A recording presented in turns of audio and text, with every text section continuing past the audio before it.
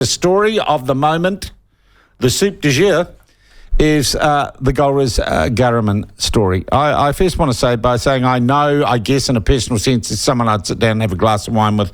I know Graeme Edgeler. I do not agree with much of her politics. I do not agree with her stance on Palestine and her stance on Israel. She's always been, though, to be honest, someone who has talked to me and has been personally pleasant towards me.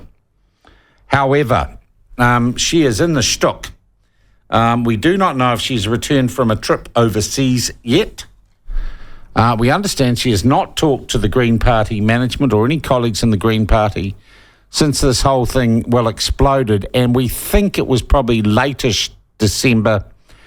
She first shoplifted something from a shop called Scotty's, not a place I've been to in Ponsonby. And then it happens again on December the 23rd. This is best as I can establish. It is likely the goods she has shoplifted, she has allegedly shoplifted, taken from the shop without paying, are worth more than $1,000 if you look at the bill of fare that is for sale at Scotty's. We understand a third party returned the goods from the episode of the 23rd of December, returned the goods, or someone returned the goods anonymously. I also understand that there has been some discussion amongst the people who own Scotty's as to what to do about this situation.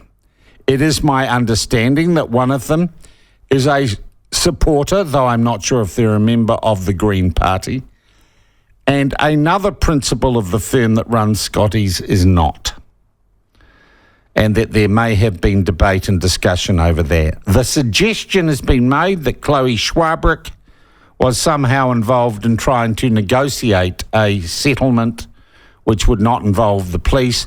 I have no hard evidence to suggest that that is the rumour swirling on social media, but we have no comment from Schwabrick herself, and of course no comment, because she has been overseas, from Graeme Edgeler. So there we have it, an accusation that a sitting list MP for the Green Party has stolen, thieved, shoplifted from an upmarket clothing boutique in Auckland.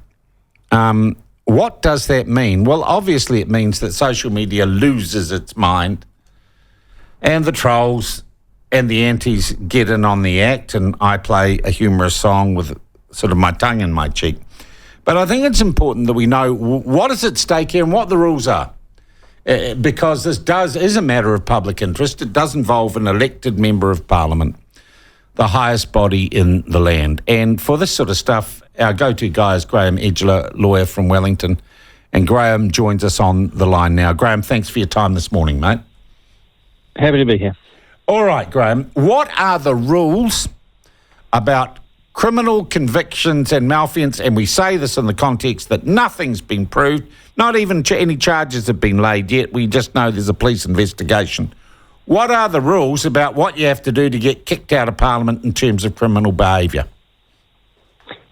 If you get a conviction, so it has to be a conviction. So if there's a discharge without conviction or anything like that, relatively minor offence, right. Yeah, that's certainly a possibility. If there's a conviction and the maximum sentence for the crime of which you were convicted. So it doesn't matter what sentence you actually get, as long as you get convicted. But if you get convicted and the maximum sentence is 2 years or more than 2 years, then you're automatically out of Parliament. If you're an elected MP, there'd be a by-election. You could run in the by-election. Yeah. If you're a list MP, next person on the list gets asked. And you're gone, and those are the rules of Parliament as laid down. Yes, yep, that's in the Electoral Act. And so there are a bunch of other things, but that's, that can, view. Okay, so you must be convicted. Yep. And if you were discharged without conviction, that wouldn't be convicted. Correct. But you do not need to be sentenced to more than 2 years. You simply need to be convicted of a crime which has a set potential sentence of more than 2 years. Yes. Right. Or 2 years would be enough. So if you found an offence, and it's irrelevant for this, but if the maximum penalty was 2 years, yeah, that would also be enough. That's, Okay. irrelevant. Graham, I now want to go through, and we must stress again, these are only allegations. No charges have been made, but it is a matter of public interest. What is the maximum sentence for shoplifting? And what is shoplifting described as or defined as in our Crimes Act? The shoplift, it's just theft or stealing. Theft, right, okay. It's theft. And theft is just, taking something that's not yours with the intention of keeping it. And so it actually has 3 different maximum penalties. Okay. Stealing does, or theft, depending on the value of the property.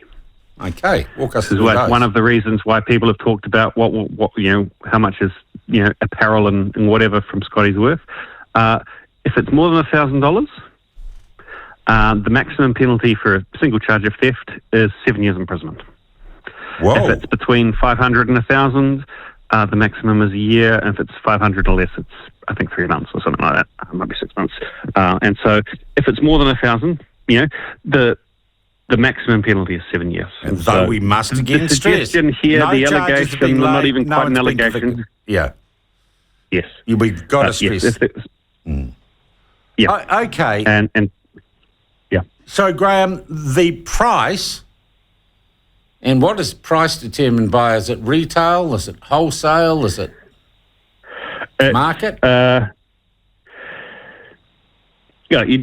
Just like everything else, if it came to it, it's something the prosecution has to prove. Someone calls evidence.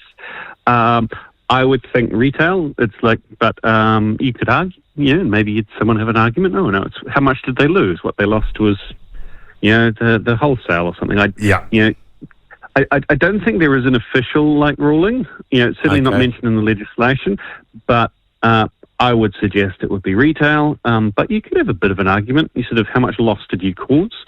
Did you, that they spent, if they bought it for $100 and you took it, they're missing out on $800. So I think it's a reasonable argument. Okay, but she only has to hit. Were she to be convicted, if it's more than $1,000, that would hypothetically be out of Parliament. Has this ever, or something like this, ever happened before, Graham? Not in a very long time.